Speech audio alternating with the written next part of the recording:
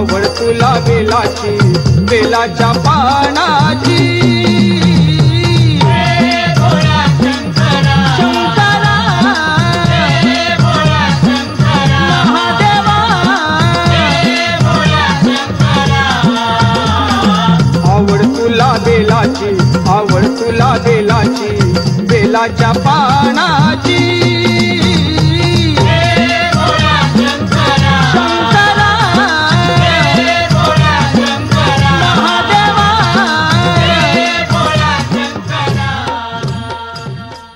हे भोले बाबा, मेरे आई बाबा को हमेशा खुश रखो, मेरे भाइयों को अच्छी राह दिखाओ. मैं जानती हूँ भोले बाबा, आपकी कृपा सदा हम पर है. अहिल्या, अगं अहिल्या, चल जल्दी, चल यहाँ से. क्या हुआ? अरे, 2 घोड़े पर सवार होके कोई इधर आ रहे हैं. शायद वह डाकू हो सकते हैं. डाकू हो सकते, पर है तो नहीं, या है भी? पहले आने तो दो. तुझे रुकना है तो रुक जा, हम तो चले. अहिल्या, चलो, वो देखो पास आ रहे हैं. चलो जल्दी.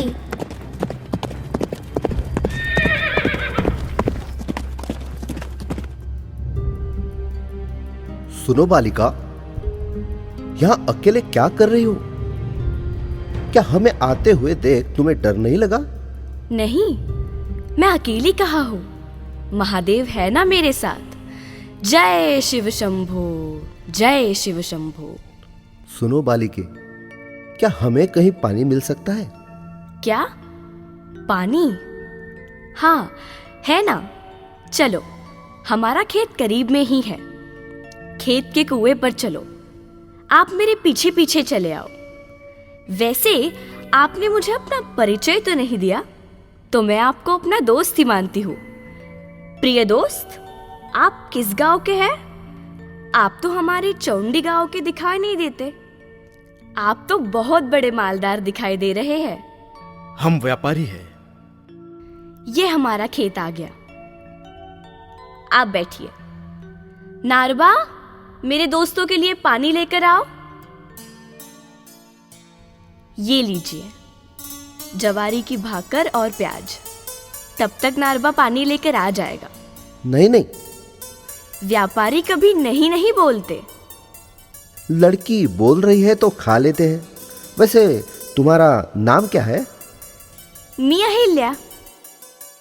मेरे बाबा का नाम मानकोजी शिंदे. मेरे बाबा बहुत अच्छे हैं.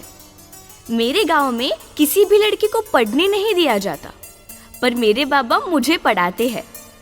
एक बात बताऊं, मुझे तो तलवार चलाना आता है, तीर कमान चलाना आता है. अब बताओ, किसे निशाने पर लेना है? उस घोड़े पर निशाना लगाओ. क्या ये घोड़ा हमारा दुश्मन है? मैं उसके खून से अपना तीर क्यों भिगाऊं? वो भी तो एक मेहमान ही है. मेहमानों को मारने की परंपरा हमारी नहीं है. बेजुबान प्राणी पर, गरीबों पर प्रेम करना चाहिए. इतनी समझदारी की बातें कहाँ से सीखी हो अहिल्या? मेरे बाबा से. और भजन कीर्तन में भी यही बताया जाता है. हर रोज रात्रि को मेरे आई बाबा कीर्तन सुनने जाते हैं. मैं भी उनके साथ जाती हूँ. अरे, बातों बातों में बहुत समय हो गया. मेरे आई बाबा मेरा इंतजार कर रहे होंगे. मुझे अब चलना चाहिए. आपको मेरा नमस्कार. महादेव की इच्छा हो तो फिर मिलेंगे. लड़की बड़ी तेज है, संस्कारी भी है. तो आपका क्या कहना है? खंडेराव के लिए मांग ले. आपने तो हमारे मन की बात कह दी. रात बहुत हो गई है. हाँ, विश्राम के लिए निकट के चौंडी गांव में चलते हैं. सुनो अहिल्या की माँ, जल्दी चलो. और हाँ, अहिल्या को भी जल्दी तैयार करो, महाराज ने बुलावा भेजा है. ओहो, क्या हुआ? महाराज ने क्यों बुलाया? जरूर अहिल्या ने कुछ तो गड़बड़ की होगी. आपको कितनी बार कहा है कि बेटी को इतना सर पे मत चढ़ाओ. आपके लाड़ प्यार ने उसे कुछ ज्यादा ही आजाद कर दिया है. बाकी लड़कियां देखो कैसे रहती है, और लाडली अहिल्या दिन भर इधर उधर पूरे गांव में भटकती रहती है। अहिल्या की माँ, अहिल्या अभी बच्ची है। बच्ची 8 साल की हो गई है, शादी की उम्र हो गई है।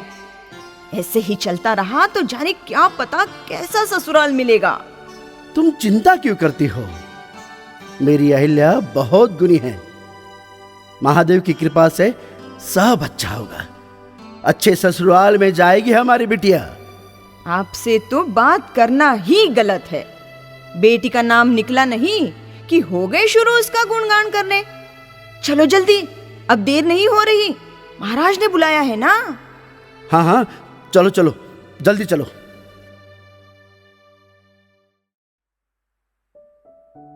महाराज, हमें राज्य को लेकर चिंता हो रही है। आपकी चिंता हम समझ सकते हैं।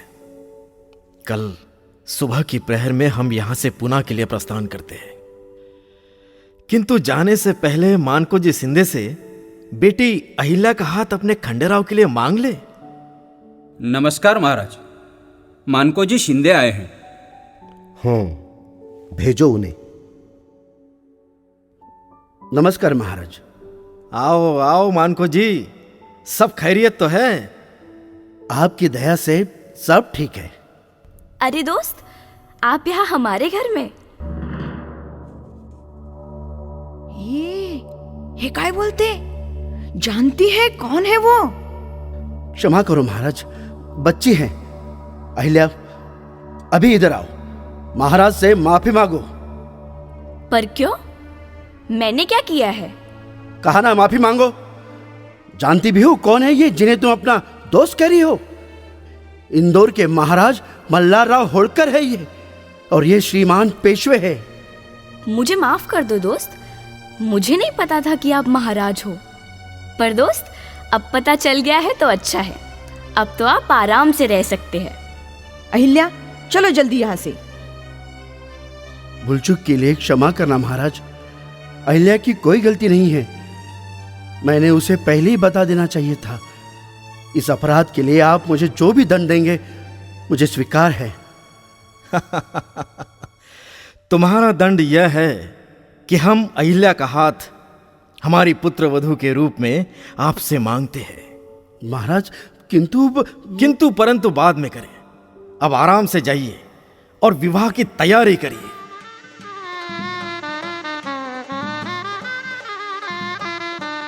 31 मई 1725 में पिता मानकोजी शिंदे व माता सुशीला शिंदे के घर में जन्मी बेटी अहिल्या के जीवन का नया अध्याय उम्र के 8 साल में शुरू हुआ। सूबेदार मल्हारराव होळकर के पुत्र खंडेराव होळकर से बेटी अहिल्या का विवाह हुआ। चौंडी गांव से अहिल्या की विदाई और इंदौर की भूमि पर उनके कदम आने वाले समय में अहिल्या के लिए बेटी अहिल्या से लोक माता अहिल्या बनने तक का साक्षी रहा। माता अहिल्या की कीर्ति भारत के इतिहास में अपना नाम स्वर्ण अक्षरों से रेखांकित की गई। बाबा, तुमने मुझे फिर एक युद्ध से दूर रखा। क्या मैं सिर्फ तुम्हारा पुत्र हूं या एक योद्धा भी हूं? योद्धा वही जो समय और समझ से लड़ता है। तुझमें अभी दोनों की कमी है खंडेराव। मुझमें कमी नहीं, हौसला है। हर समय आप मुझे परीक्षा में डालते हो। कब तक बाबा, कब तक? दोनों एक ही कुल के हो, एक दूसरे को बुझाने का नहीं, रोशन करने का काम करो। गौतमा, ये समझे तब ना। इसे लगता है कि तलवार उठाना ही शौर्य है, और आपको लगता है तलवार से ज्यादा गुप्त नीति का महत्व है। पर मां, क्या मैं कभी बाबा की नजर में अपनी जगह बना पाऊंगा? बेटा, बाप की नजर में पुत्र तभी रहता है जब वो अपनी छाया से आगे निकल जाता है। पर वो छाया भी तो बाबा की ही छाया है ना। अगले युद्ध में तुम मेरे साथ रहोगे, पर एक शर्त है। तुम्हें हर कदम सोच समझकर उठाना होगा। युद्ध सिर्फ तलवार से नहीं, बुद्धि से जीता जाता है। मैं शपथ लेता हूं बाबा। आज एक पिता ने पुत्र को अपना युवराज माना और एक माँ का हृदय शांत हुआ।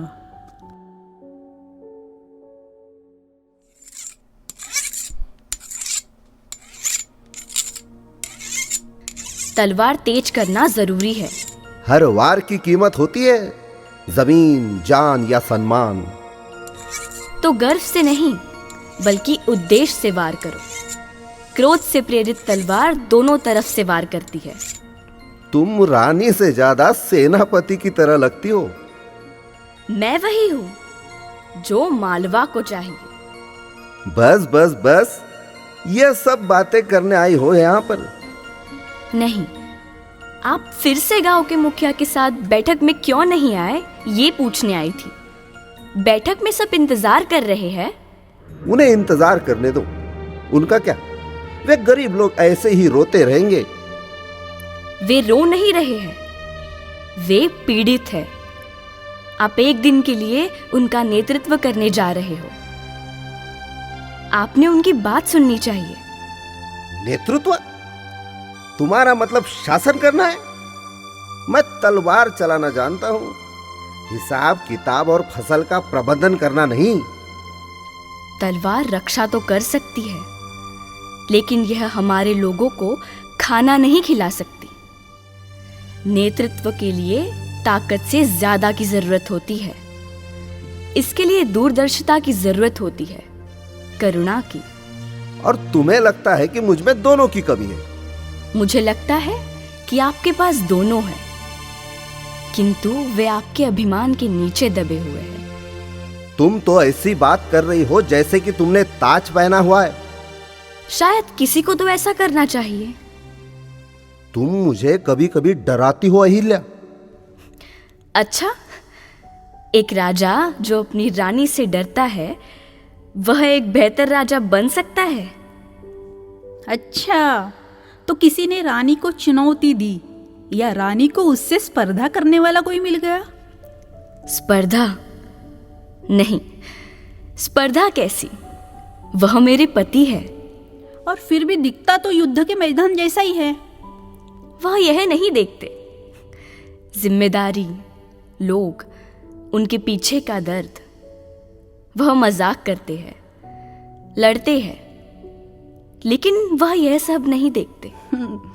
वो तुम्हें देखता है, इतना तो मैं जानती हूँ, लेकिन उसने अभी तक तुम्हारी आंखों से देखना नहीं सीखा है।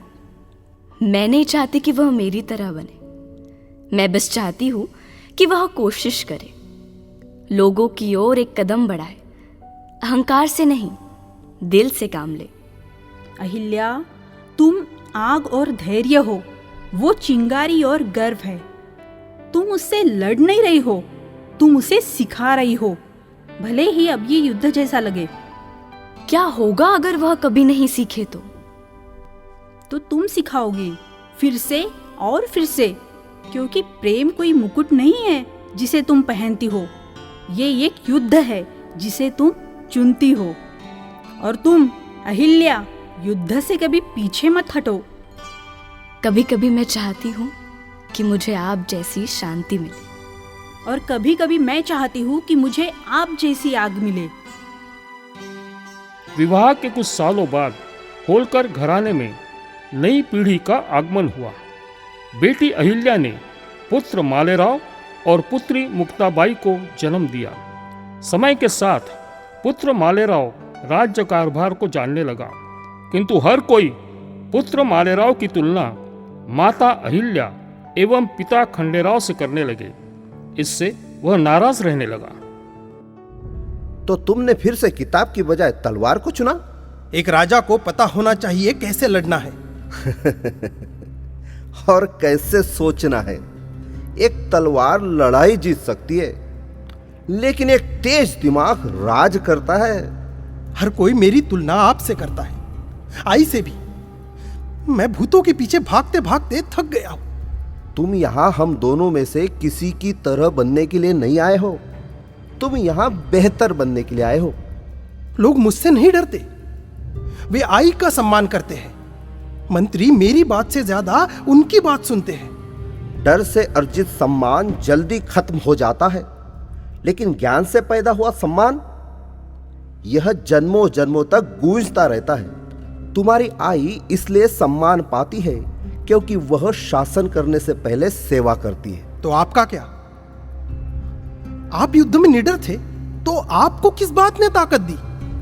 तुम्हारी आई की स्पष्टता और मेरे पिता का अनुशासन, ज्ञान की कमी और इसके कारण एक गलती से मेरे लोगों की जान जा सकती है, किंतु करुणा एक आदमी को विनम्र बनाती है। लेकिन कोई मुझे नहीं देखता, सिर्फ आपकी परछाई कहते हैं, और आई की मौजूदगी, इससे मेरी आवाज छोटी लगती है। तो काम से बोलो, क्रोध से नहीं, अभिमान से नहीं। सिंहासन सोने से नहीं बना है मालेराव, यह बलिदान से बना है।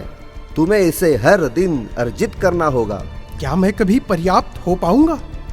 तुम पहले से ही उससे कहीं ज्यादा हो जो तुम जानते हो, लेकिन महानता किसी का इंतजार नहीं करती, समझे मालेराव? अब चलो, आई इंतजार कर रही है। इधर मल्हारराव ने अहिल्या को राजनीति की दीक्षा दी। इंदौर के कामकाज पर निगरानी रखना और न्याय व्यवस्था को सुरक्षित रखने का कार्य अहिल्याबाई ने शुरू किया। मल्हारराव अब चिंतामुक्त हो गए। सूबेदार के सभी गुण अहिल्या में समा गए। वो सभी कामों में व्यस्त हो गई। मल्हारराव जब कभी युद्ध पर जाते तब अहिल्याबाई राज्य की व्यवस्था भली भांति संभालती थी और उनकी सलाह के अनुसार काम करती थी। ये सब मल्हारराव इसलिए करते थे ताकि भविष्य में अहिल्या अपने पति को राज्य संचालन में सहायता कर सके। अहिल्या, शासन सुचारू रूप से चलाना है तो आपको लोगों को परखने की कला सीखनी होगी। राजनीति के सभी सिद्धांत सीखने होंगे। देश की स्थिति का ज्ञान रखना होगा। आंतरिक समस्याओं का समाधान ढूंढना होगा। युद्ध के मैदान में जो बाधाएं आती है उन पर सोच समझकर निर्णय लेने होंगे। बिल्कुल काका साहब, आपने युद्ध भूमि से जो संदेश और आदेश भेजे हैं उनका पालन हो रहा है। राज्य की व्यवस्था को लेकर आपने जो सूचनाएं दी है उनको समझकर कार्य हो रहा है। आप निश्चिंत रहे। युद्ध भूमि पर आपका कौशल देखकर हम सब आश्वस्त है अहिल्या। इसके बाद आपको युद्ध क्षेत्र से जुड़ी कई छोटी छोटी बातों का ज्ञान प्राप्त करना होगा। प्रत्यक्ष कार्य करना पड़ेगा। आपको सदैव तत्पर रहना होगा। मैं तैयार हूं। हाल ही में इंदौर में पेशवा का एक मेहमान आया था। उसे मदद करने के लिए पेशवा का हमें पत्र मिला। हमने तुरंत अधिकारियों को आदेश दिया, उन्हें सारी सुविधाएं प्रदान की। ये आपने अच्छा किया। महाराष्ट्र के मराठा और पेशवा से हमें संबंध अच्छे रखने होंगे। जरूर रखेंगे, किंतु हमारे स्वाभिमान को हम चोट नहीं लगने देंगे। हमारी सीमा की सुरक्षा और जन कल्याण ही हमारा ध्येय रहेगा। शाबाश अहिल्या, अब हम निश्चिंत हैं। हमारी भूमि अब मजबूत हाथों में है। आज अहिल्याबाई हमें कुछ बताना चाहती है। शायद इसीलिए हमें यहाँ बुलाया है। अहिल्या मातेचा विजय असो, विजय असो, अहिल्या मातेचा विजय असो, विजय असो, अहिल्या मातेचा विजय असो, विजय असो। काका साहब ने हमें महत्वपूर्ण कार्य सौंपा है, उसे निष्ठापूर्वक करना होगा। आपको फौज के घोड़ों और बैलों के चारे पानी का पुख्ता बंदोबस्त करना होगा। जी सरकार। और आपको इस बात की ओर ध्यान देना है कि सैनिकों के रोज वेतन की अदायगी बराबर हो रही है या नहीं। जी सरकार, यह जवाबदारी हमारी। काका साहब ने किसी महाजन से 2 लाख रुपए लिए हैं। इस बात का जिक्र उन्होंने पत्र में किया है। इसी पत्र को हुंडी समझकर इंदौर पहुंचते ही इस रकम की अदायगी करना है। इसकी रसीद भी लेना है। जी सरकार। हमें काका साहब के मार्गदर्शक तत्वों का पालन करना होगा।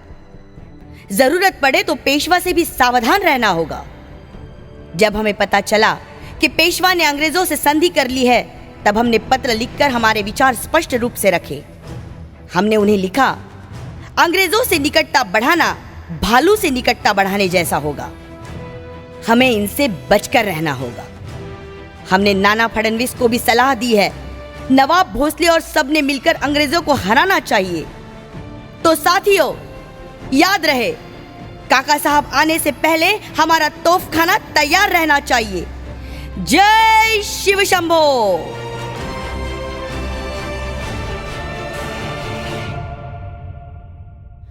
अगर तुम कल की लड़ाई में उसी तरह से आगे बढ़ो जैसे तुम अपनी शादी की दावत में आगे बढ़े थे, तो हम सूर्योदय से पहले जीत जाएंगे। रानो जी, खाली तलवार की तुलना में भरा पेट बेहतर है। किसने कहा कि योद्धाओं को भिक्षुओं की तरह खाना चाहिए? फिर भी एक लापरवाह हमला गर्व से ज्यादा महंगा पड़ सकता है। नदी के पास दुश्मन की स्थिति चतुराईपूर्ण है। हमें धैर्य की जरूरत है, सिर्फ जुनून की नहीं। सीताराम, धैर्य से मंदिर बनते हैं, जीत नहीं। मेरे पिता ने उत्साह से शासन किया, मैं संकोच से शासन नहीं करूंगा। आग दोनों तरफ जलती है खंडेराव। कभी कभी रास्ता जलाने से बेहतर है कि उसे रोशन किया जाए। हर कोई मेरी तुलना मेरे बाबा से करता है। मेरी पत्नी 10 राजाओं की बुद्धि से चलती है। मेरा अपना बेटा भी मुझे ऐसा देखता है जैसे मुझे हर सांस में अपनी योग्यता साबित करनी है। क्या मुझे अपनी विरासत बनाने का अधिकार नहीं है? हाँ है, लेकिन विरासत भी सावधानी से गढ़ी जानी चाहिए। एक गलत प्रहार और पत्थर टूट जाता है। तुम मेरी कहानी की पहली पंक्ति हो, किसी और की कहानी की नहीं। साहस से लड़ी गई लड़ाइयों के लिए और बुद्धि से बच निकलने के लिए ये एक घूंट। और उन दोस्तों के लिए जो राजाओं को याद दिलाते हैं कि कब लड़ना है और कब सोचना है, यह और एक घूंट उनके लिए। कल करीब रहना, पहरेदारों की तरह नहीं बल्कि भाइयों की तरह। अगर मैं गिरता हूं, असफल होता हूं, तो मेरे होठों पर मेरा ही नाम हो।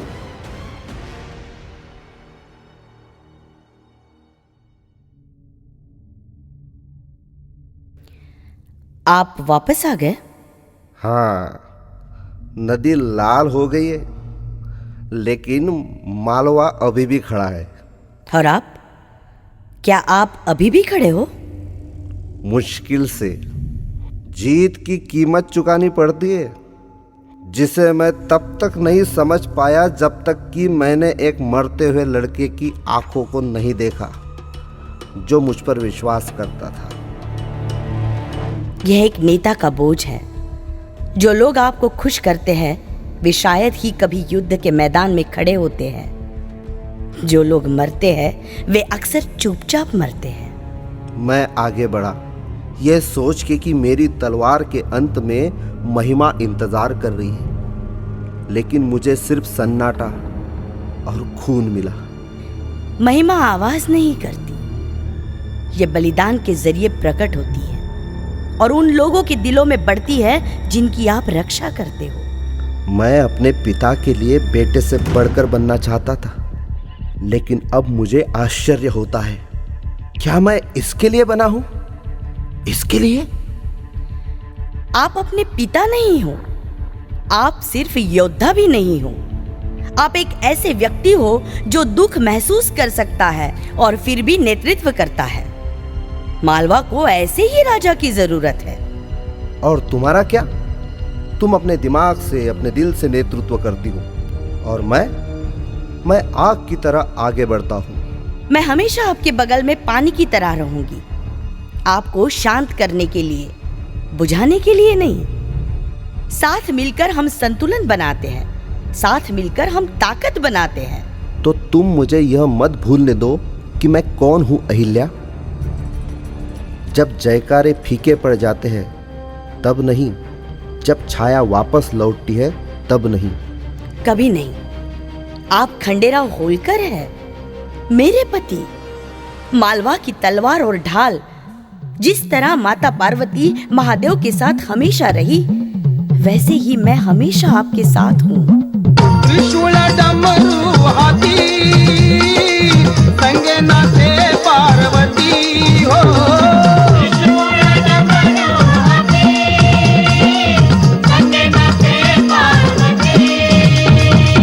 त्रिशूल डमरू हाथी संगे नाचे पार्वती हो।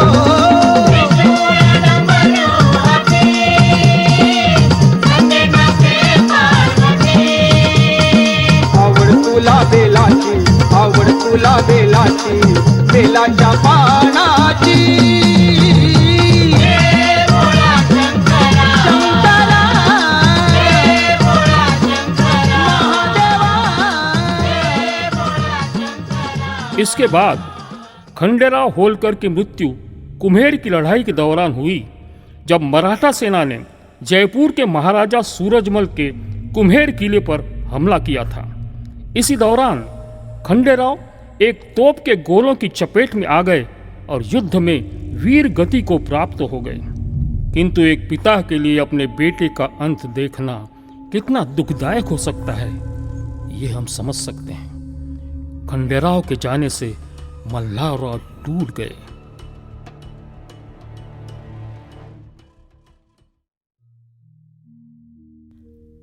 खंडेराव, मैंने अपने जीवन की सारी लड़ाइयां तलवार से लड़ी, पर यह एक जंग मेरे अपने हृदय के भीतर है। कैसे सहन करूं तेरी अनुपस्थिति। हर सुबह तुझे पुकारा, हर रात तेरी सलामती की दुआ मांगी, किंतु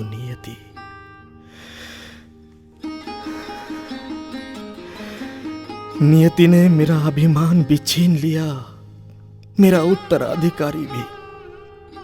क्या यही था विधि का विधान? मेरा नाम, मेरा वंश, मेरी आखिरी उम्मीद सब राख हो गई।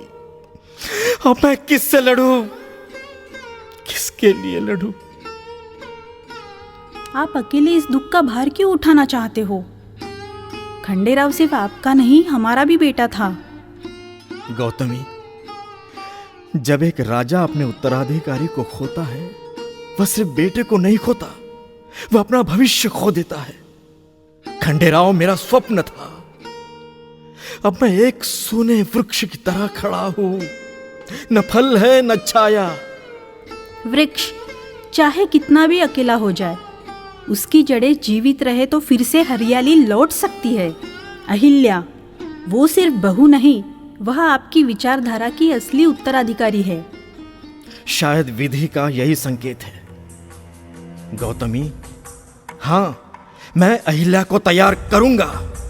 खंडेराव की विरासत अब अहिल्या की हथेलियां संभालेंगी। मैं जानता हूं गौतमी, अहिल्या साहसी है। खंडेराव के दुख से निकलकर वह एक ताकत बनकर उभरेगी। बिल्कुल। अब चलिए थोड़ा विश्राम कर लीजिए।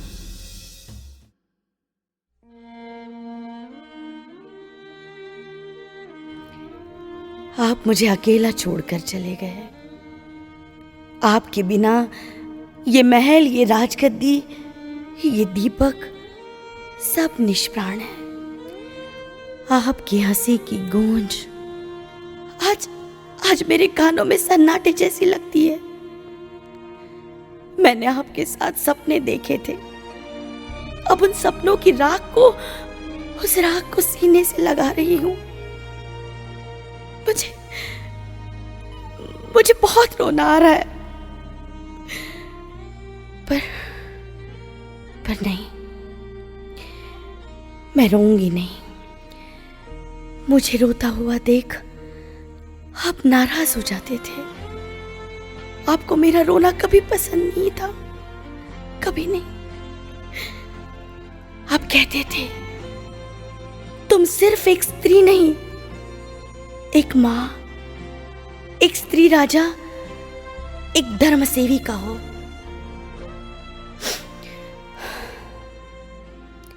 आप रणभूमि में गिरे, अब मैं कर्मभूमि में उठूंगी।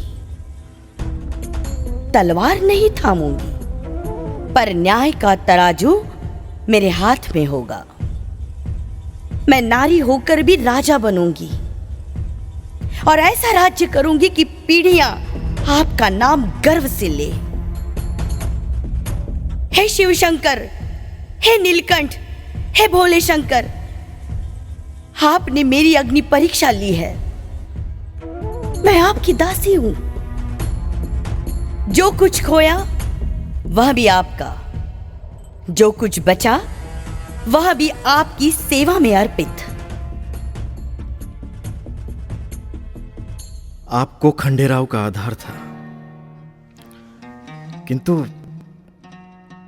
किंतु नियति को यह भी मान्य नहीं था। हम जानते हैं कि उनके निधन से आप अकेली पड़ गई हो। खंडेराव का अकाली निधन होने से आप पर क्या क्या बीती हम समझते हैं। आप चिंता ना करें, हम ठीक हैं। हमें अब चिंतन करना चाहिए। किस बात का चिंतन? हम समझे नहीं। राज्य के चारों ओर अशांति और कलह मचा हुआ है। आपने सही कहा। अब चुपचाप नहीं बैठा जा सकता। मालवा की रक्षा के लिए हमें हर तरह से प्रयास करना होगा। काका साहब, सुना है राघोबा इंदौर पर चढ़ाई करने की योजना बना रहे हैं। हम राघोबा को संदेश भेजेंगे कि आप जैसे वीरों का यह धर्म नहीं है कि एक स्त्री से लड़कर जीत प्राप्त करे। यदि मैं हार गई तो मुझे कोई बुरा नहीं कहेगा, लेकिन आपका पराजय आपके गरिमा को खत्म कर देगा। अहिल्या, अब मैं पूर्ण रूप से चिंता मुक्त हूं। आपके कुशल नेतृत्व पर मुझे गर्व है। किंतु काका साहब, आप अभी भी चिंतित लग रहे हैं। हमारे गांव से आई एक खबर मुझे परेशान कर रही है। कुछ अशांति, बहुत ज्यादा कर, पानी को लेकर विवाद। इस समस्या को कैसे दूर करें, कुछ समझ नहीं रहा। ऐसे समय में तुम क्या करोगी अहिल्या? मैं सुनना शुरू करूंगी। सिर्फ पत्रों या संदेश वाहकों के जरिए नहीं, बल्कि किसी ऐसे व्यक्ति को भेजकर जो उनके बीच रह सके, उनका दर्द देख सके, उनकी जरूरतों को महसूस कर सके, उनके जीवन को समझ सके। आप शासक की तरह सोचती हो अहिल्या। सत्ता के लिए नहीं, बल्कि लोगों के हित के लिए। आप हमेशा कहते हैं राजा को धर्म की छाया होना चाहिए। मुझे याद है। आपने खंडेराव को खो दिया, फिर भी आप मजबूती से खड़ी रही। ऐसी स्थिति में दूसरे लोग दुख में डूब जाते हैं, लेकिन आपने दुख को ताकत में बदल दिया। मेरा दर्द मुझे ही सहना है, लेकिन लोग वे हमारी ओर देखते हैं। उन्हें हाथ चाहिए, ताज नहीं। उन्हें मां चाहिए, सिंहासन नहीं। आप कोई साधारण महिला नहीं है अहिल्या। मैं आप में एक रोशनी देखता हूं, जिसकी इस राज्य को जरूरत है। एक दिन सिंहासन आपका हो सकता है। क्या आप इसे स्वीकार करोगी? मैं स्वीकार करूंगी काका साहेब।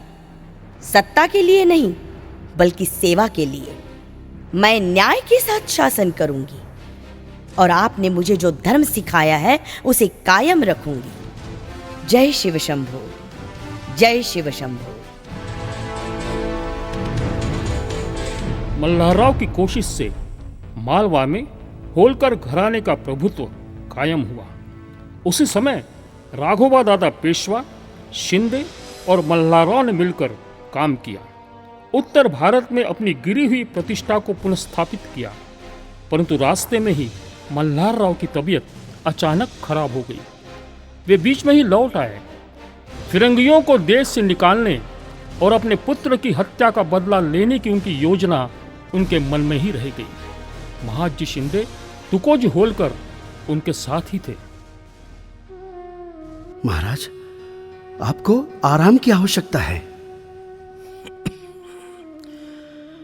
महाजी, अभी तो बहुत कुछ करना है। फिरंगियों से भी लड़ना है। वे हमारे शत्रु हैं। उन्होंने कपट नीति से हमें बांट दिया है।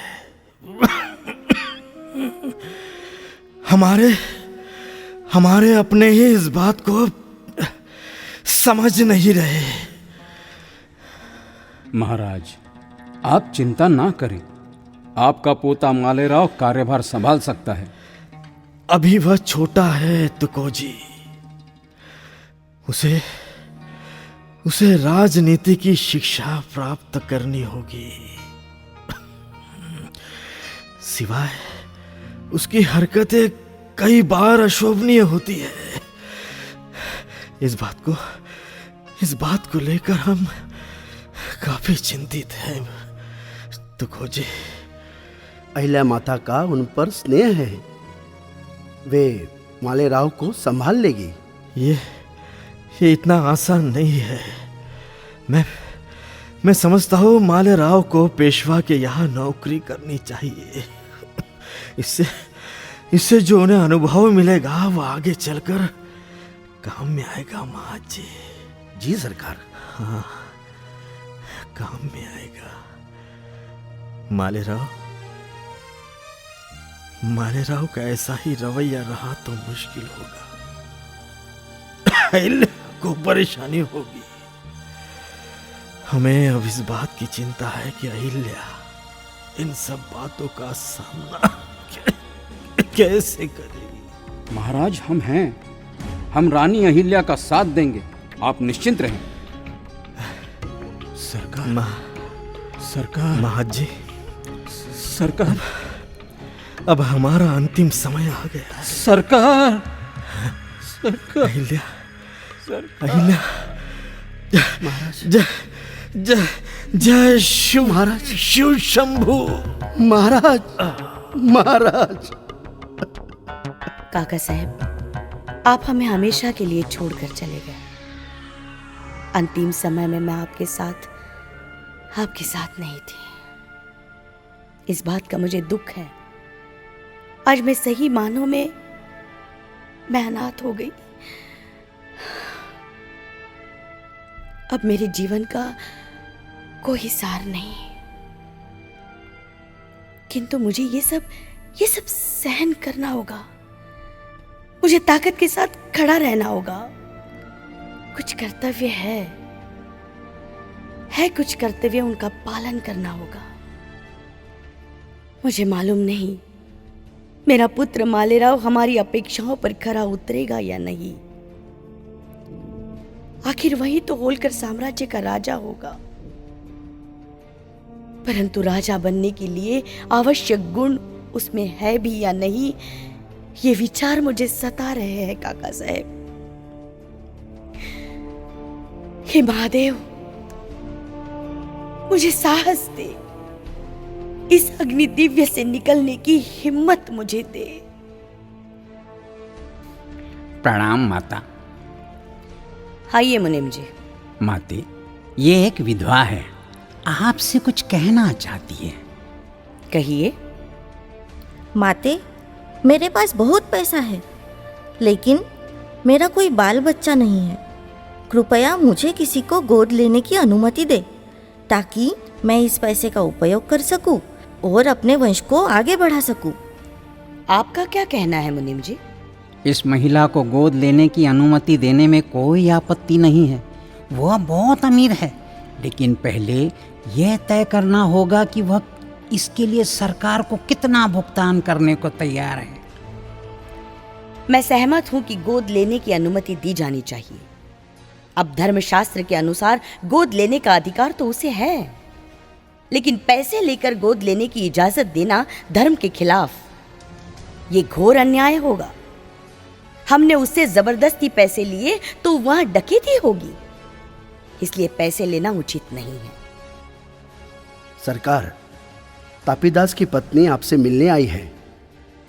कहिए, आपकी क्या समस्या है?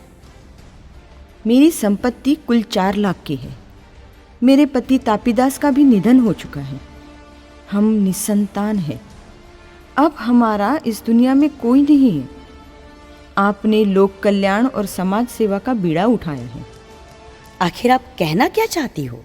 मैं मेरी पूरी संपत्ति आपके इस पवित्र कार्य के लिए दान करना चाहती हूँ। मैं समझती हूँ ऐसा करने से मेरी संपत्ति का उचित विनियोग होगा। आपके विचार प्रशंसनीय है, किंतु मैं यह संपत्ति ले नहीं सकती। मेरे संस्कार मुझे ये सब करने की इजाजत नहीं देते, इसलिए मैं आपको एक सुझाव देती हूँ। जी, आप जैसा चाहोगी वैसा ही होगा। आप अपनी संपत्ति लोकोपयोगी सार्वजनिक कार्य में खर्च करें। इससे तुम्हारे पति का नाम होगा, उनकी आत्मा को शांति मिलेगी और आपको भी समाधान मिलेगा। प्रजा की सेवा ही ईश्वर की सेवा है। जी, आपने मुझे उचित मार्ग दिखाया है। मैं आपकी सदैव ऋणी रहूंगी। अहिल्या मातेचा विजय असो। कर्मयोगिनी अहिल्या माता को प्रणाम। उनके साहस को प्रणाम, उनकी वीरता को प्रणाम, उनकी निपुणता को प्रणाम, उनकी लोक भावना को प्रणाम, उनकी देश सेवा को प्रणाम, उनकी राजनीति को प्रणाम। कर्मयोगिनी अहिल्या माता को प्रणाम। आई मेरा मार्गदर्शन करती है, लेकिन कभी कभी उसकी चुप्पी भी एक परीक्षा की तरह लगती है। वो सब कुछ देखती है, यहां तक कि मेरी हिचकिचाहट भी। मैं क्या करूं गोविंद? तुम्हें लगता है कि वह तुम पर भरोसा नहीं करती? मुझे लगता है कवि, उसे सिंहासन पर बैठे हुए लड़के से ज्यादा भरोसा है। तो साबित करो कि तुम एक लड़के से ज्यादा हो। कैसे? मैं हिचकिचाता हूं और लोग मुझे कमजोर कहते हैं। मैं काम करता हूं और वे मुझे लापरवाह कहते हैं। मुझे मेरे अपने नाम से नहीं, बल्कि होलकर, अहिल्याबाई, खंडेराव के नाम से आका जाता है। तुम मालेराव हो, यह नाम एक दिन मायने रखेगा। इतिहास को अपनी आवाज से प्रतिध्वनित करने दो, ना कि सिर्फ अपने वंश को। क्या होगा अगर मेरी आवाज आदेश देने के समय टूट जाए? फिर हम तुम्हारे पीछे खड़े रहेंगे दोस्त बनकर, और तब तक चिल्लाते रहेंगे जब तक तुम्हारी आवाज वापस नहीं आ जाती। तुम्हारा मुकुट भले ही भारी हो, लेकिन हम तुम्हारा दिल रखते हैं मालेराव। इसी तरह राजा इंसान बने रहते हैं। तो मुझसे ये वादा करो, जब मैं भूल जाऊं कि मैं कौन हूं, आप मुझे याद दिलाना। हमेशा। महाराज, साक्ष्य स्पष्ट रूप से बताते हैं, गोविंद ने गुप्त रूप से पटवर्धन के दूत से मुलाकात की थी। उस सप्ताह के दौरान हमारे अनाज के लदान को रोक दिया गया था। क्या ये सच है गोविंद? हाँ, मैं उनसे मिला था, लेकिन यह विश्वासघात के लिए नहीं था। वह मेरा चचेरा भाई है। हमने परिवार के बारे में बात की, राजनीति के बारे में नहीं। लेकिन समय बहुत करीब से मेल खाता है। क्या हम संयोग पर विश्वास करें जब मालवा के भंडार खत्म हो जाएं? गोविंद वफादार है। वह मालवा की सुरक्षा का कभी व्यापार नहीं करेगा, खून के लिए भी नहीं। चुप रहो। क्या तुम ये समझते हो गोविंद कि मैं बहुत नरम हूं, कि मैं कानून से नहीं बल्कि भावनाओं से शासन करता हूं? मैं तुम्हारे डर से शासित होने के बजाय तुम्हारे दिल से न्याय पाना पसंद करूंगा। और अगर तुम्हारे दिल ने मुझे गलत राह दिखाई तो क्या होगा? तो मुझे सजा दो मालेराव, लेकिन खुद को साबित करने की कोशिश करने वाले शासक की तरह नहीं। अगर मैं दोषी हूं तो मुझे सजा दो, इसलिए नहीं कि तुम्हें डर है कि वे तुम्हें कमजोर कहेंगे। कभी कभी दया कमजोरी नहीं होती, बल्कि छिपी हुई बुद्धिमत्ता होती है। उसे छोड़ दो, लेकिन उस पर नजर रखो। जब तक हमें सबूत न मिल जाए किसी न किसी तरह, तब तक। मैंने फैसला सुना दिया है। तुमने वही किया जो एक राजा को करना चाहिए। मैं बस यही उम्मीद करता हूं कि तुम इस प्रक्रिया में अपने दोस्त को न खो दो। आज तुम बहुत मजबूती से खड़े रहे मालेराव, लेकिन मैंने तुम्हारी आंखों में इसकी कीमत देखी। एक सिंहासन निर्णयों से बनता है कवि, लेकिन ये उनका भार है जो एक आदमी को तोड़ देता है। इतने कठोर निर्णय लेना यह तुम्हारा चरित्र नहीं है मालेराव। तुम्हें अपनी आई माता अहिल्या से ऐसे निर्णायक मामलों में परामर्श लेना चाहिए। मुझे लग रहा है तुम निर्णायक स्थिति में नहीं हो। कवि, तुम कहना क्या चाहते हो? कि तुम भी लोगों की तरह ही बोल रहे हो? जाओ यहां से, चले जाओ। आप सब मेरे दुश्मन हो। चले जाओ यहां से। सब कहते हैं मैं बदल गया हूं। हाँ, मैं बदल गया हूं। अब मैं आग हूं, आग जो सबको जलाकर राख कर देगी। जो भी मेरे सामने आएगा राख कर दूंगा। जाओ, जाओ यहां से। क्यों रुके हो? क्यों रुके हो? मुझसे बचना चाहते हो ना? तो भागो, भागो मुझसे दूर। मुझे किसी की जरूरत नहीं, किसी की जरूरत नहीं मुझे। मैं राजा हूं, राजा। कवि का अंदाजा सही निकला। मालेराव को राजा बनने के बाद मानसिक अस्थिरता हो गई थी। उनकी यह स्थिति धीरे धीरे और बिगड़ती चली गई और अंततः उनकी मृत्यु हो गई। मालेराव की मृत्यु के बाद उनकी माता अहिल्याबाई होलकर ने शासन संभाला और एक महान शासक के रूप में प्रसिद्ध हुई। अहिल्याबाई का शासनकाल भारतीय इतिहास में न्यायप्रिय और जन सेवा के लिए अत्यंत प्रसिद्ध है। हे महादेव, अब और क्या शेष था छीनने को? इनके जाने के बाद जिसको गोदी में पालकर जीवन की डोर पकड़ी थी, वही मालेराव अब मुझसे दूर हो गया।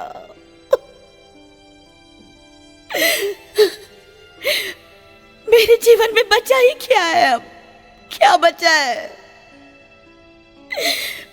पति गया, पुत्र भी चला गया।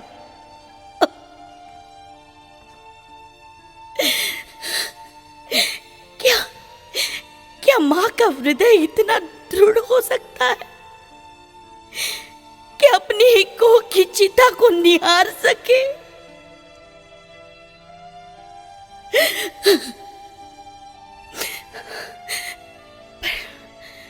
पर मैं जानती हूं, मेरा दुख मेरा निजी है। राज्य का धर्म इससे नहीं डगमगाएगा। अगर मैं रो पड़ी तो सारा महेश्वर थर्रा जाएगा।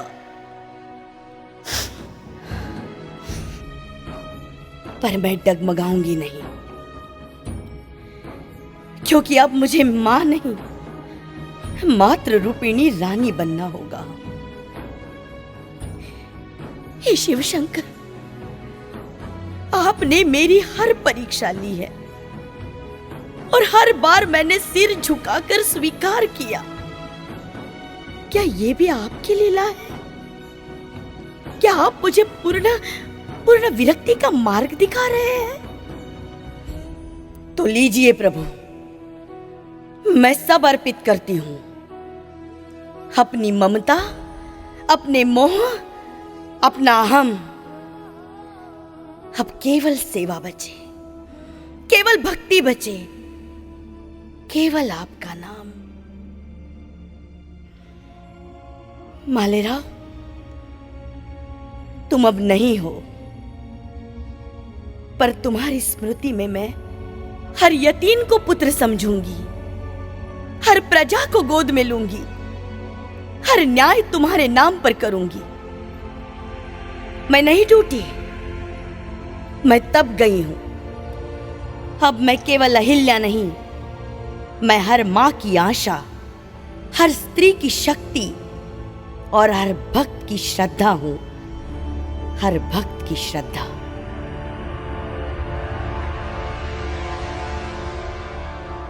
प्रणाम माते। दीवान गंगाधर यशवंत चंद्रचूड़ आपसे मिलना चाहते हैं। उन्हें बुला लीजिए। राज्य के बारे में चर्चा आवश्यक है। अब आपको शोक से बाहर निकलना होगा। मेरे पति का निधन हो गया। मेरा बेटा मालेराव वो भी नहीं रहा। मेरे काका साहब जो मेरी हिम्मत बढ़ाते थे, वो भी मुझे अनाथ छोड़कर चले गए। मेरा नाती छोटी उम्र में चला गया। उसके जाने से मेरे दामाद यह दुख सह नहीं पाए और वो भी चल बसे। उनके वियोग में मेरी बेटी मुक्ता सती चली गई। एक एक कर मेरे घर के 25 लोग दुनिया छोड़ चुके हैं और आप कहते हो शोक मत करो। शायद आपका कहना उचित है। आप विगत 40 वर्षों से दिवंगत काका साहब के साथ जो हो। यह सच है, परंतु सच यह भी है कि राज्य के सामने आज बहुत बड़ा संकट है। राज्य कैसे चलाया जाए? आपके रहते हुए चिंता किस बात की? आपको स्थिति से अवगत कराना मेरा कर्तव्य है। धर्मानुसार महिला राज्य की गद्दी पर नहीं बैठ सकती। इसलिए मैं सलाह देता हूं कि एक बच्चे को गोद लेकर उसे गद्दी पर बिठाया जाए। उसके नाम से हम राज्य का कारोबार चलाएंगे। मुझे गोद पुत्र गोद लेना उचित नहीं लगता। अहिल्याबाई, मैं आपके जन्म से पहले से होलकर के पास हूं। मुझे राज्य का हित किस में है यह आपसे अधिक अच्छी तरह से समझता है। पिछले 8 दिनों से मैं आपकी भेंट की प्रतीक्षा में था। चाहे जो भी हो, मैं बच्चा गोद नहीं लूंगी।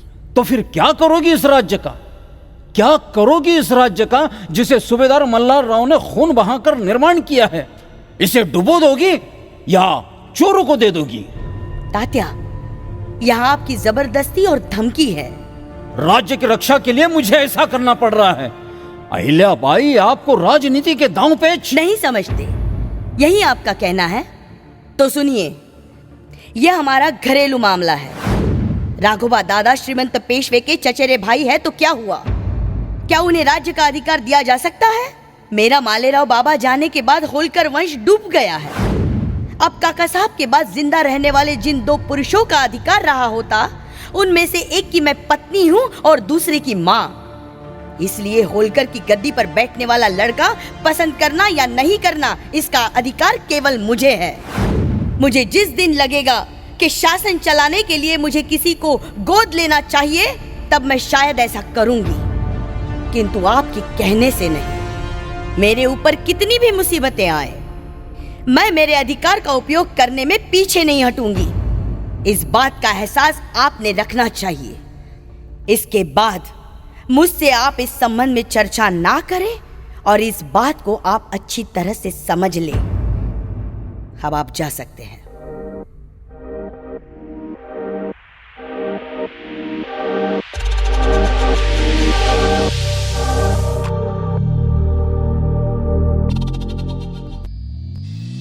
देवी अहिल्याबाई होलकर को भी नमन करता हूँ।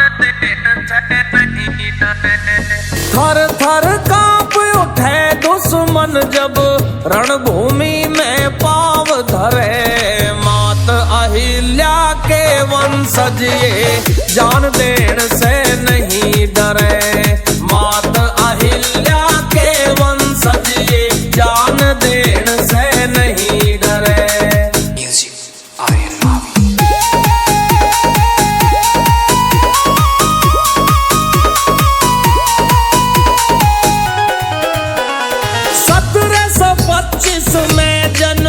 छोड़ी महाराष्ट्र का नाम किया।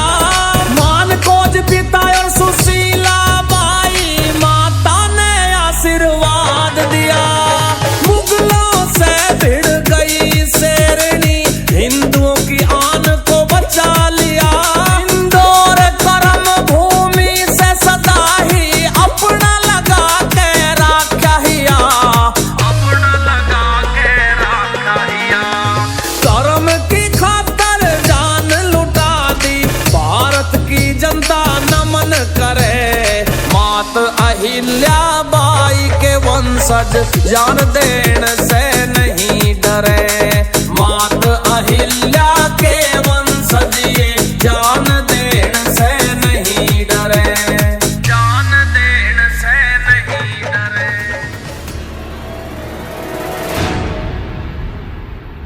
सम्मानित नागरिकों, मैं आज आपके सामने एक रानी के रूप में नहीं, बल्कि जनता के सेवक के रूप में खड़ी हूं।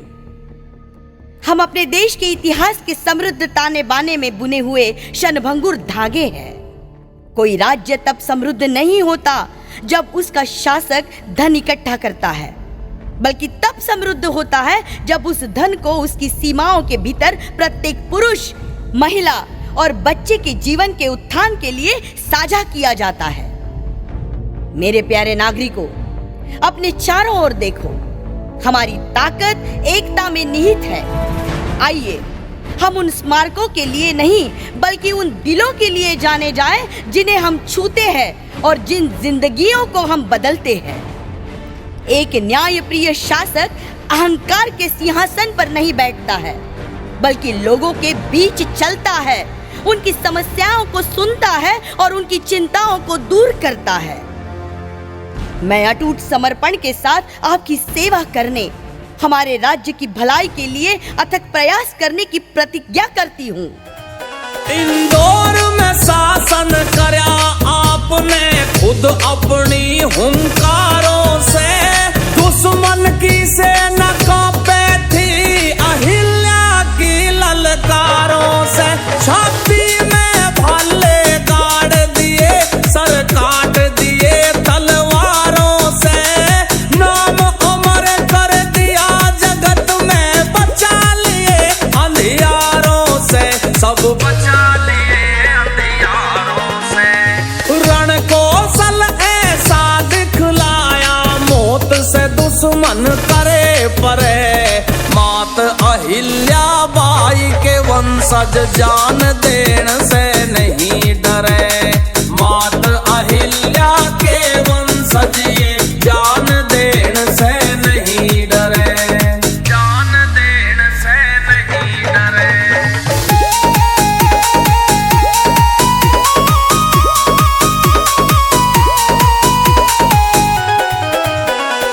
औरंगजेब ने करया जो खंडित मंदिर को बनवाया था, गडरिया समाज का शेरनी ने रुतबा शिखर चढ़ाया था।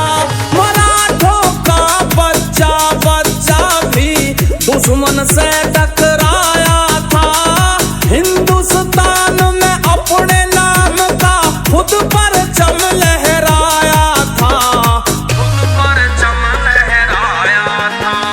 कहाँ तक करे बढ़ाई जंग में, तलवार तेरी तो प्राण हरे।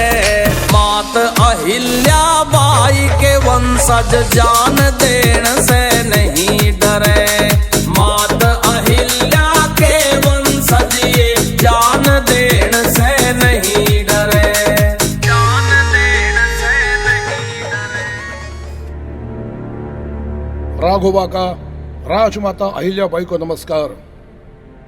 आइए राघोबा दादा। राजमाता अहिल्याबाई, साम्राज्य टूट रहा है, दिल्ली कमजोर हो रही है, पेशवा गद्दी को मजबूत हाथों से थामना चाहिए, मेरे हाथों से। सदाचार के बिना सत्ता अत्याचार बन जाती है राघोबा दादा। राजगद्दी को दावेदार की जरूरत नहीं है, उसे संरक्षक की जरूरत है। संरक्षक? और मुझसे बेहतर कौन हो सकता है? खुद बाजीराव का बेटा। क्या मुझे उनसे वफादारी की भीख मांगनी चाहिए, जिन्होंने कभी मेरे पिता की छत्र छाया में लड़ाई लड़ी? वफादारी दी नहीं जाती, अर्जित की जाती है। तुम भूल जाते हो, नाना साहेब की मृत्यु के बाद तुम्हारी महत्वाकांक्षा ने ही अस्थिरता ला दी है। और तुम्हारे संयम के कारण मराठों को फिर से दिल्ली पर कब्जा करना पड़ सकता है। मैं तुम्हारा समर्थन चाहता हूँ अहिल्याबाई। होलकर सेना में अब भी भय व्याप्त है, इसके साथ मैं व्यवस्था बहाल कर सकता हूँ। रक्त पर आधारित व्यवस्था? नहीं दादा, मैं व्यक्तिगत लालच से पैदा हुए दावे को निपटाने के लिए होलकर की तलवारें नहीं भेजूंगी।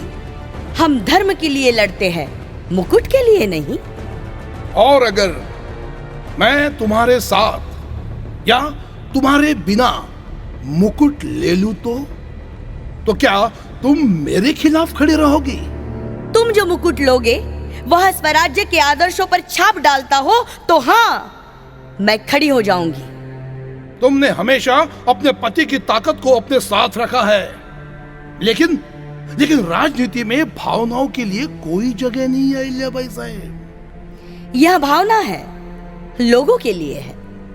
एक भावहीन राजा शासक तो बन सकता है, किंतु याद नहीं किया जा सकता। अहिल्याबाई साहब, पेशवा परिषद षड्यंत्र कर रही है। वे कानून की बात करते हैं, फिर भी डर से काम करते हैं। वे मेरे अधिकार को पहचानने के बजाय एक बच्चे को समर्थन देना पसंद करेंगे। मैं एक बार फिर पूछता हूँ, क्या आप मेरा समर्थन करोगे? राघोबा दादा, आपके अधिकार पर सवाल नहीं उठाया गया। यह आपका चरित्र है जो हमें चिंतित करता है। विश्वासघात को रेशम में लपेटकर न्याय नहीं किया जा सकता। विश्वासघात? आप अपने दरबार के सामने मेरा अपमान कर रहे हो। मैं बाजीराव का बेटा हूं। मेरी रगों में बालाजी विश्वनाथ का खून बहता है। तो उस खून का सम्मान करो, क्योंकि बाजीराव मराठा की एकता के लिए लड़े थे, न कि निजी लाभ के लिए, ना ही उसे तोड़ने के लिए। आश्चर्य, तुम मुझे अयोग्य समझती हो। फिर भी धर्म के इन तथाकथित रक्षकों के नाम पर कोई जीत नहीं है। मैंने लड़ाइयां लड़ी हैं, किले बनवाए हैं, विद्रोहों को कुचला है, और फिर भी तुम विश्वास जीतने में विफल रहे। क्या तुम सोचते हो कि सेनाएं ही साम्राज्य बनाती है? मैं डर से नहीं, बल्कि विश्वास से शासन करती हूँ। मालवा के लोग चैन से सोते हैं, इसलिए नहीं कि मैं उन्हें चुप कराती हूँ, बल्कि इसलिए कि मैं उनका सुनती हूँ। तुम्हें इसका पछतावा होगा जब ज्वार बदलेगा, और वह बदलेगा जरूर। तो मैं उन लोगों को याद रखूंगा जो मेरे साथ खड़े थे, और जो नहीं थे वो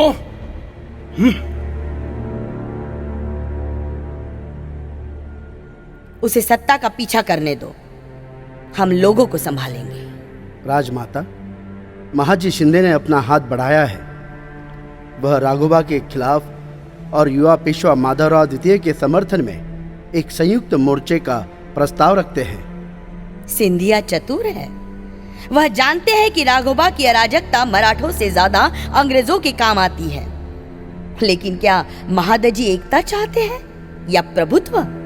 वह राघोबा को नियंत्रित करना चाहते हैं, लेकिन पूना में हो रही कानाफूसी कहती है कि एक बार यह मामला सुलझ जाने के बाद उनकी नजर पुणे पर ही है। पुणे को एक और ताज की भूखी तलवार की जरूरत नहीं है। हम अभी के लिए सिंधिया का समर्थन करते हैं, लेकिन हम उन्हें राज्य की चाबियां नहीं सौंपेंगे। राजमाता, मैंने एक सवार आते देखा जिसके हाथ में राघोबा की मोहर है। बाघ लंगड़ाता हुआ जंगल में वापस चला जाता है, जिसका उसने कभी मजाक उड़ाया था। उन्होंने मुझे धोखा दिया है अहिल्याबाई। अंग्रेज वादे तोड़ते हैं, सिंधिया सहयोग जुटाता है, ग्वालियर भी उसके आगे झुकता है, लेकिन आप और आपका नाम अभी भी श्रद्धा का पात्र है। आप सैनिकों के साथ नहीं, बल्कि पछतावे के साथ आए हैं। मुझे बताओ राघोबा दादा, अब आप क्या चाहते हैं, सत्ता या मुक्ति? एक जगह इतिहास में एक गद्दार के रूप में नहीं, बल्कि एक ऐसे व्यक्ति के रूप में जिसने अपने विश्वास के लिए लड़ाई लड़ी। तो गरिमा के साथ लड़ो, अपना दावा वापस ले लो। बेटे पेशवा को शासन करने दो, उसे सलाह दो, प्रतिस्पर्धा नहीं, सम्मान के साथ याद किए जाने में अभी भी बहुत देर नहीं हुई है। और अगर मैं मना कर दूं, तब तो तुम महेश्वर के दरवाजे भी अपने लिए बंद पाओगे और इतिहास भी। सेनापति, महेश्वर से महादजी सिंधिया को एक पत्र भेजो और उसमें लिखो, मराठा हाथों से मराठा शक्ति का पुनर्निर्माण करो। मैं अहिल्याबाई होलकर पेशवा साम्राज्य को बहाल करने के लिए होलकर समर्थन की प्रतिज्ञा करती हूँ। किसी व्यक्ति के लिए नहीं, बल्कि उन लोगों के लिए जिन्हें इसे संरक्षित करना है। हम अपनी आवाज उठाएंगे, लेकिन अपना ताज नहीं। संदेश भेजे, होलकर स्वराज्य का समर्थन करेंगे, वर्चस्व का नहीं। अहिल्या मातेचा विजय असो, विजय असो। अहिल्या मातेचा विजय असो, विजय असो। अहिल्या मातेचा विजय असो, विजय असो। गंगा जल के समान निर्मल, बात पर सदैव अटल, करती जो प्रथम पहल, चिंता प्रजा की पल पल। अहिल्या माता को प्रणाम, अहिल्या माता को प्रणाम। देश की एक शान, कर्तव्य जिसका महान, बनाई अपनी पहचान, लोक माता वो महान। अहिल्या माता को प्रणाम, अहिल्या माता को प्रणाम। शुद्ध आचार विचार, एक पक्का निर्धार, करके शत्रु पर प्रहार, दिया प्रजा को आधार। अहिल्या माता को प्रणाम, अहिल्या माता को प्रणाम। राज्य का कारोबार सुचारू रूप से चले, इसके लिए माता अहिल्या निष्ठा से अपना कार्य करती रही। राज्य में स्थिरता के साथ शांति का माहौल बना रहे, यही उनका ध्येय था। राजनैतिक कार्य के साथ मंदिर निर्माण, वास्तुकला, वन संरक्षण, मार्गों के निर्माण एवं संस्कृति का जतन इस दृष्टि से कार्य करने लगी। सेनापति हरिराम, इस भूमि ने बहुत से युद्ध देखे हैं। अब समय है कि हम शांति को पत्थरों में गढ़े। अब किले नहीं, मंदिर बनेंगे। महारानी, आपकी दृष्टि ही राज्य की शक्ति है। कृपया बताइए, सबसे पहले कहां से आरंभ करें? काशी विश्वनाथ, सोमनाथ और त्र्यंबकेश्वर, ये तीर्थ पुनः जागृत होने चाहिए। पर शुरुआत यही महेश्वर से होगी। यहाँ एक भव्य मंदिर बनेगा, उसके समीप पाठशाला और यात्रियों के लिए धर्मशाला भी। मैं उज्जैन से कुशल शिल्पकार और वास्तुकार बुलवाता हूँ। हाँ, परंतु केवल कुशलता नहीं, आस्था भी होनी चाहिए। यह निर्माण नहीं, एक साधना है। हर पत्थर में भक्ति झलके। और सुरक्षा व्यवस्था? महारानी, मराठा प्रदेश अभी भी अशांत है। हम किलों को नहीं भूलेंगे, लेकिन आत्मा की रक्षा भी उतनी ही जरूरी है। हमारे शत्रु यह देखे कि हम केवल दीवारें नहीं, संस्कृति भी गढ़ते हैं। माँ को एक धाम चाहिए और इस भूमि को एक पहचान। किंतु माता, इस भूमि की शीतलता दिन ब दिन कम होते जा रही है। बिल्कुल, भूमि की शीतलता जंगलों से है। लोग गलत सोचते हैं कि यहाँ जंगल केवल लकड़ी का भंडार है, किंतु नहीं, यह हमारी धरोहर है, हमारा श्वास है। इसे बचाना हमारा धर्म है।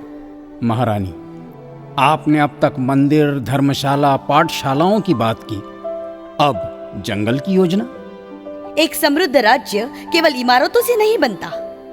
जब तक नदियां बहे, पेड़ खड़े रहे, पशु निर्भय घूमे, तभी राज्य सच्चे अर्थों में सुखी होगा। आप आदेश दें माता, अब करना क्या है?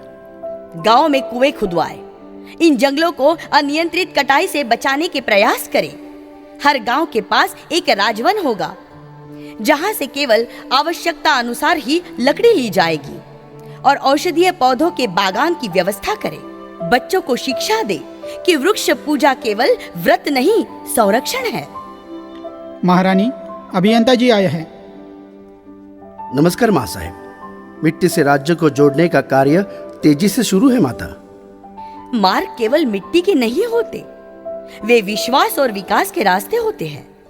अब समय है कि हर गांव, हर तीर्थ, हर मंडी एक दूसरे से जुड़े। महारानी, कई गांवों तक पहुंचना कठिन है। रास्ते कच्चे हैं और बरसात में कट जाते हैं। माँ साहेब, यह मार्ग अगर नर्मदा के किनारे से निकले तो व्यापार भी बढ़ेगा और यात्री भी सुरक्षित रहेंगे। ठीक कहा। नर्मदा केवल हमारी माता नहीं, हमारी जीवन रेखा भी है। उसके किनारे बसे गांवों को जोड़ना हमारा कर्तव्य है। महारानी, क्या इन रास्तों के साथ धर्मशालाएं भी बनाई जाएगी? यात्रियों को रुकने का ठिकाना चाहिए। हर 10 कोस पर विश्राम गृह बनेंगे, जहां पानी हो, छाया हो और भोजन मिले। और रास्तों के किनारे पीपल और नीम के वृक्ष लगाए जाएंगे ताकि छाया बनी रहे। मार्गों से व्यापार बढ़ेगा, लेकिन क्या हम सुरक्षा के लिए भी कुछ प्रबंध करेंगे? प्रत्येक मुख्य मार्ग पर चौकियां स्थापित होंगी। रक्षकों के साथ साथ मार्गदर्शक भी होंगे ताकि कोई राहगीर भटके नहीं। जी महारानी, मैं तुरंत निर्माण का आदेश देता हूँ। यह केवल आदेश समझकर ना करें। ये मार्ग केवल पत्थर के नहीं होंगे, ये मार्ग हमारी नियत के रास्ते होंगे जो सदियों तक हमारी सोच की गवाही देंगे। अहिल्या मातेचा विजय असो, विजय असो, अहिल्या मातेचा विजय असो, विजय असो। इस तरह माता अहिल्या अपने कार्य में निरंतर जुटी रही, किंतु उम्र और समय का चक्र कभी रुकता नहीं।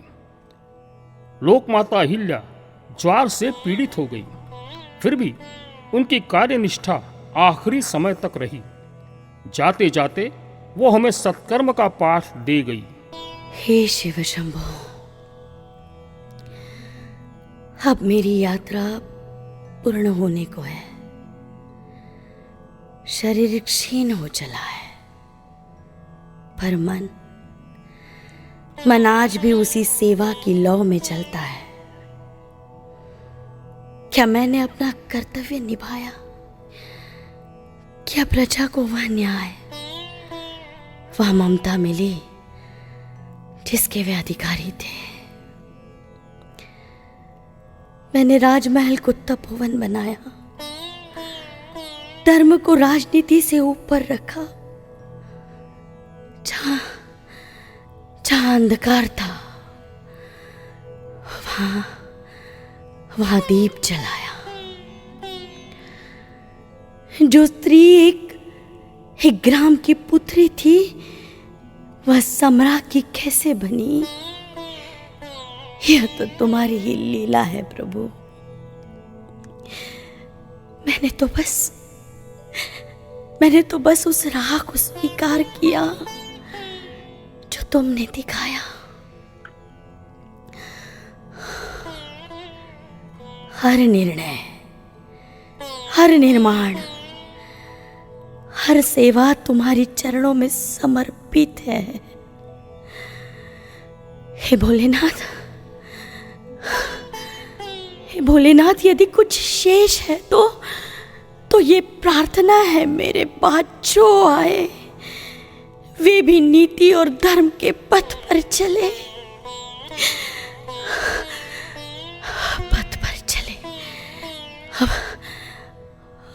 अब मैं चलती हूँ। भोलेनाथ, न राज सिंहासन साथ जाएगा, न कीर्ति। साथ जाएंगे तो बस कर्म और तुम्हारा नाम। हर हर महादेव, जय जय शिव शंभो, जय शिव शंभो।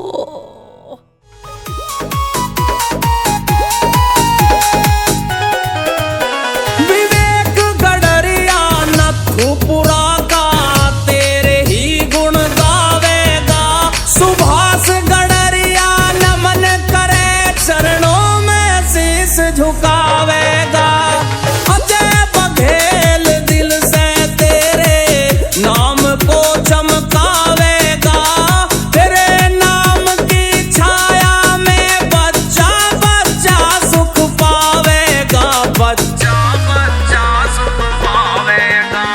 31 मई को निकले काफिला, बिल्कुल चक्का जाम करे। मात अहिल्या बाई के वंशज जान देन से